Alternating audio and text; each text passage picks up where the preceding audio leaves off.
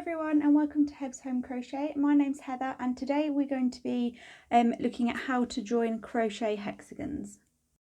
Here are two hexagons which I've made previously, and if you'd like a tutorial on how to make this pattern, then you can head over to my channel. I'll leave a link in the description box below for you to check that out. Also, all tutorials for basic crochet stitches, magic circle and double crochet are on my channel as well, so you can go and check those out too. If you like my videos, please give them a massive thumbs up and hit that red subscribe button. Every subscribe and like matters, because it means I can keep doing what I'm doing for you now. So let's crack on and join these hexagons together. To join our hexagons, we need to put the right sides together. So to find the right side, for me, I normally say it's the side that looks the neatest. So it's the side where the stitches are a bit more defined.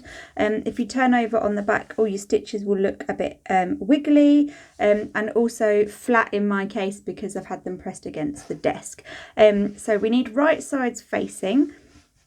So if you put one on top of the other, it doesn't matter which side you put against which side, they should all match up, and that's the beauty of the hexagon.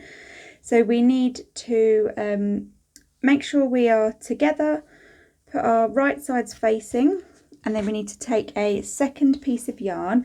Now normally it would be the same colour or maybe not, depending on what kind of project you're working on, but in today's tutorial I'm going to use a different coloured yarn just so you can see the join.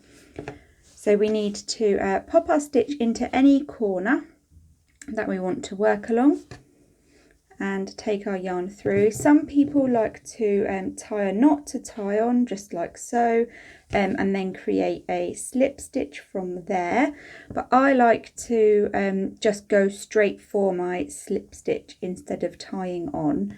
There's no reason behind this, it's just the way that I prefer to do things. So we take our joining yarn and pull it through, holding the tail on the back so the yarn doesn't come off, and then we are going to just grab yarn over and grab some yarn and pull it through just to secure that, so it's like making a slip stitch.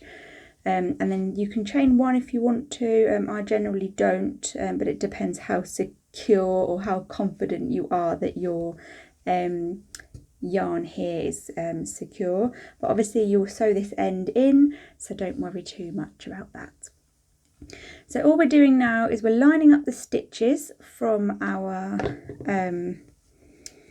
sides, so make sure all your stitches are in line. There should be the same amount of stitches on both sides, and if there aren't, then unfortunately you've done something wrong, but don't worry too much. It's very forgiving, especially if this is your edge hexagon. So if this is the one that's going to be on the very edge of your blanket and you're not adding a border, if there's one stitch extra or one stitch less, don't worry too much. So now all we need to do is go through our first stitch, find the same stitch on the opposite side. So you actually have 4, in my case, green loops on your hook, and then you need to yarn over and pull through. 2 loops on your hook, yarn over and pull through, just to create a chain, a single crochet, sorry. And then you just do exactly the same into the next stitch, so under this stitch and then on the opposite side, 4 green loops on your hook, yarn over, pull through, yarn over, pull through 2.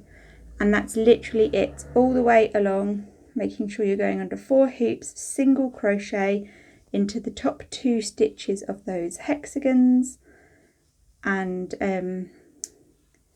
all the way along until you reach the corner.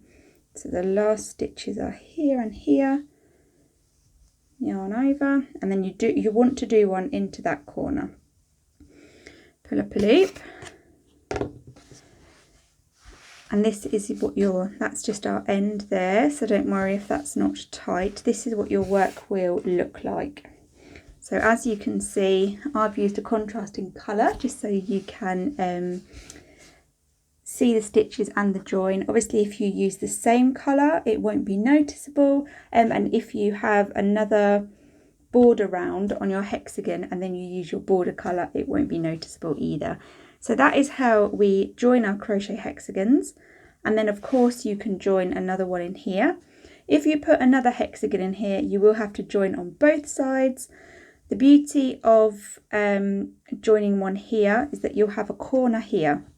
So you can join in this corner to begin with, crochet all the way down, single crochet into this corner and this corner, and then you can use the same strand of yarn, single crochet into this corner and into the same corner, and then back up the other side. So the more you're adding, the less ends you will have in theory.